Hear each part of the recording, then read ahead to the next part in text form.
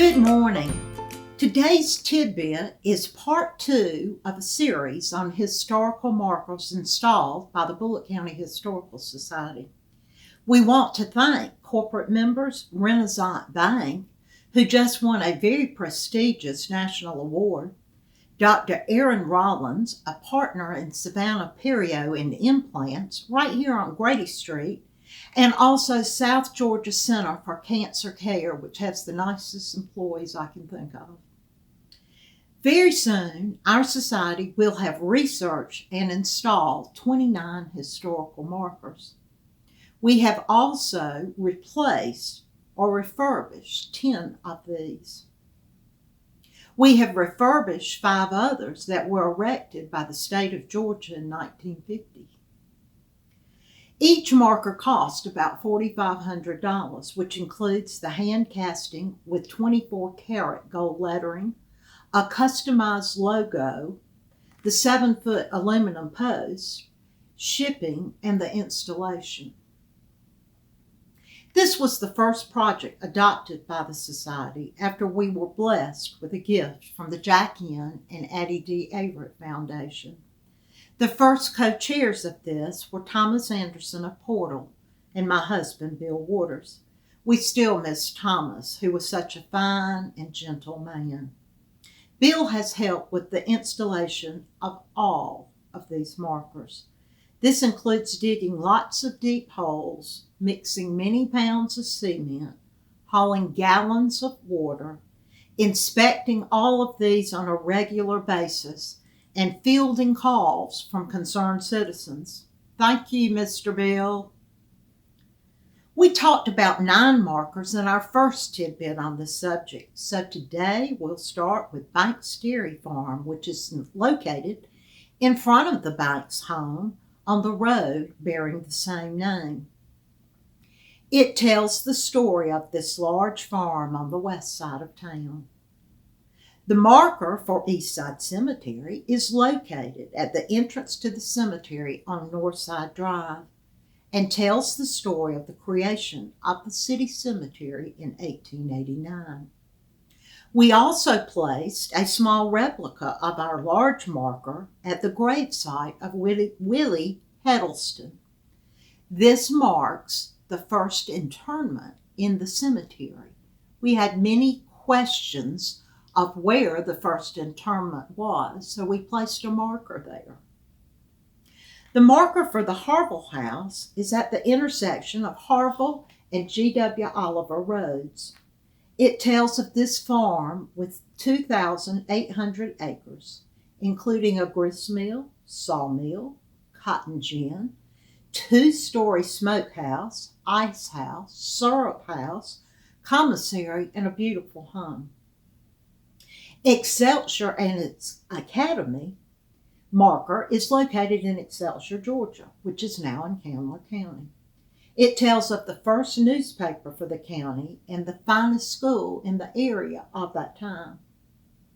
The next marker was for Rigdon's Mill, and it's located in the Rigdon Cemetery at the intersection of Lakeview Road and Hardy Place Road. This was one of the longest lasting water mills in Bullitt County. Next, we focused on another mill that was very important to our county's development, which was Aiken's Mill. This mill was used to grind meal and also a popular swimming place and where local churches conducted baptisms. It's located on Aiken's Pond Road. The marker for Stilson, Georgia is located in downtown Stilson on Georgia Highway 119. Stilson was developed due to the Savannah and Statesboro Railway passing through. 3 important citizens that are mentioned are B. A. Van Edenfield, a dear friend, also the senior judge of the United States Court, Southern District, Betty Beasley Anderson, Undersecretary of the United States Treasury, and Faye Sanders Martin, the first woman Chief Judge, Superior Courts, Ogeechee Judicial Circuit. Pulaski, Georgia was a town in Bullitt County, but is now in Candler. This marker is located in the center of the community and tells the story of this village. You may not know that there was a POW camp in Statesboro during World War II. It's located on US 301 North and tells about the kind German and Italian prisoners of war that were housed here and that also helped to harvest the tobacco and peanuts for us during the war. The 19th marker was erected for Register, Georgia. It was also known as Bengal and Herschel. It was a turpentine community.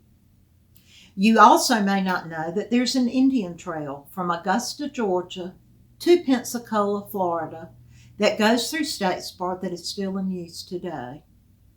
This marker is entitled Burkhalter Road and Indian Trail.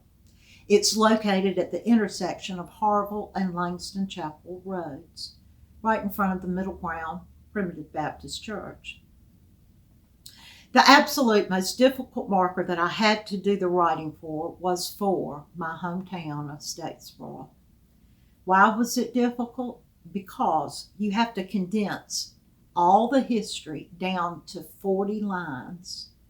And each of those 40 lines can only have 62 characters and or spaces per line. Not much. This marker is located in Triangle Park on Savannah Avenue.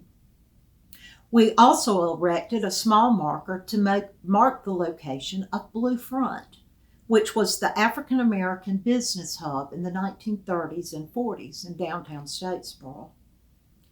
On the grounds of Ogeechee Area Hospice is the marker for the Bullock County Hospital.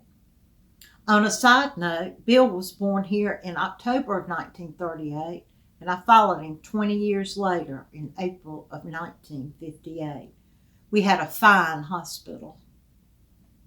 In October of 2019, we held a week-long celebration honoring Professor William James. This marker surrounding this celebration is entitled Statesboro High and Industrial School, and it tells the story of this very important African American educational unit in Statesboro. Marker number 26 was installed during the COVID-19 pandemic, and it tells the story of the Kiwanis Ogeechee Fair, something we always look forward to every year. We're going to have a dedication of this sometime in the fall of 2021. All of our markers are listed on our website. Here you can find the exact wording and text and the exact location. Devoted BCHS board member and past president and my dear friend, Rodney Harville, has taken a picture of every marker and has also given us the exact location coordinates. Just type in Bullock County Historical Society, and then it will take you to our website, which is bullockhistory.com.